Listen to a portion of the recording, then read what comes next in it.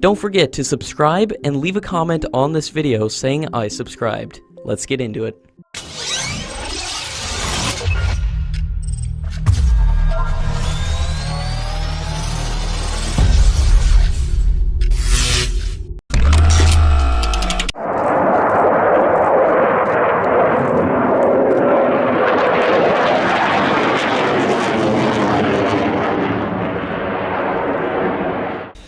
The search for a single-engine fighter jet has been in progress, with Lockheed Martin's F-16 or Swedish aerospace company Saab's Gripen expected to be selected.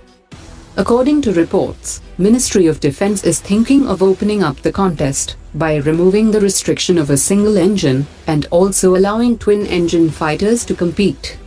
If the number of engines criteria is removed, we can expect Boeing's F/A-18, Russian MiG-35, and Eurofighter Typhoon to enter the competition. All these aircraft were in the race in the MMRCA contract of 2007 that never materialized. Removing the single-engine criteria would widen the scope for competition among global players. Indian Army Chief has underlined the need for modernization of armed forces in view of changing and challenging dynamics of military operations. He said that the dependence on imported military equipment should be minimized. In November 2017, he said that the future armored vehicles should have the ability to operate on both northern and western borders.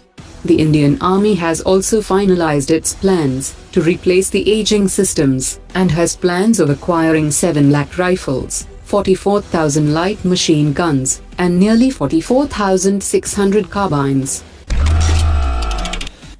The government will begin a fresh process in January to obtain 12 advanced minesweepers for the Navy due to the lack of progress in the 32,000 crore rupees project between the Goa shipyard and the South Korean company. The shipyard had to cancel the discussions pertaining to the deal with the South Korean corporation over several issues, including the terms and conditions for transfer of technology. Now, the expression of interest is possibly going to be issued to many foreign defense majors, which manufacture these vessels. Inadequate number of fighter planes aboard Chinese aircraft carriers limits the capability of the Chinese carrier strike groups. That is why the People's Liberation Army has gone to great lengths to develop and construct the guided missile destroyers, which is a remedy to the problem. The second ship of the Type 55 destroyer class is taking shape, which is in dry dock and will soon be flooded for the first time. Type 55 destroyers could potentially rival the US Navy's Aegis destroyers, which were the only destroyers in service until the Zumwalt class became active in 2016. India's supercomputing prowess has moved up several notches after it unveiled a supercomputer, Pratyush, that can deliver a peak power of 6.8 petaflops.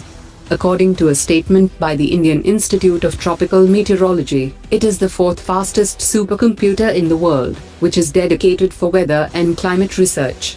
The Indian government had sanctioned 400 crore rupees last year for 10 petaflop machine.